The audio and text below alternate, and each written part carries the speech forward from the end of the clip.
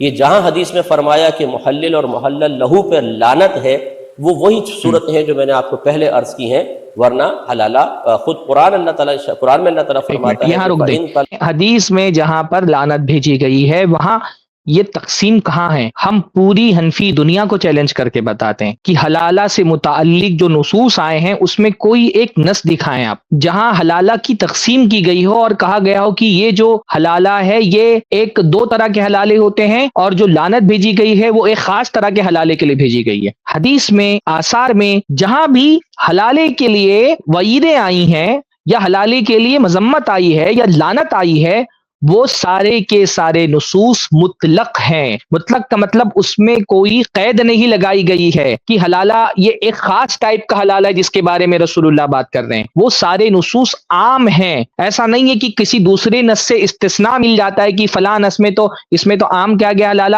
اور فلاں نص میں دیکھو یہ والا حلالہ جو ہے وہ خاص ہے۔ بھی سورہ فاتحہ کا مسئلہ ہوتا ہے، کیسے بار بار قرآن کی نص آپ پیش کرتے ہیں؟ قرآن مجید میں اللہ نے فرمایا جب قرآن پڑھا جائے تو خاموش رہو۔ ہاں، جب ہم کہتے ہیں قرآن پڑھا جائے خاموش رہو، یہ نماز کے بارے میں نہیں ہے نا، تو آپ اس کو عموم کر دیتے ہیں، سب نماز سب کے بارے میں لکھا جاتا ہے، حالانکہ اس میں تو نماز کا سرے سے ذکر ہی نہیں آ رہا ہے۔ اور یہاں پر تو باقاعدہ نکاح کے بارے میں آ رہا ہے، لا اتیا بمحلل ولا محلل له الا رجمته۔ حضرت عمر بن الخطاب نے فرمایا کہ میرے پاس، محلہ ابن حزم کی صحیح روایت ہے صحیح سند کے ساتھ، کہ میرے پاس اگر حلالہ کرنے والا اور حلالہ کروانے والے لائے جائیں گے تو میں ان کو رجم کر دوں گا۔ اگر اس طرح سے حلالہ کرنا رحمت والی بات ہوتی تو خاص کرتے نا کہ وہ والا حلالہ جس میں پری پلانٹ حلالہ ہو، اس کے بارے میں حضرت عمر بات کر رہے ہیں۔ تو جتنی بھی حلالہ سے متعلق روایات ہیں جس میں حلالہ کی مذمت کی گئی ہے وہ علی الاطلاق وداؤٹ اینی ایکسیپشن اس کو مذمت کی گئی ہے، کوئی ایکسیپشن نہیں دیا گیا کہ یہاں پہ خاص طرح کا حلالہ ہے اس کی بات ہو رہی ہے۔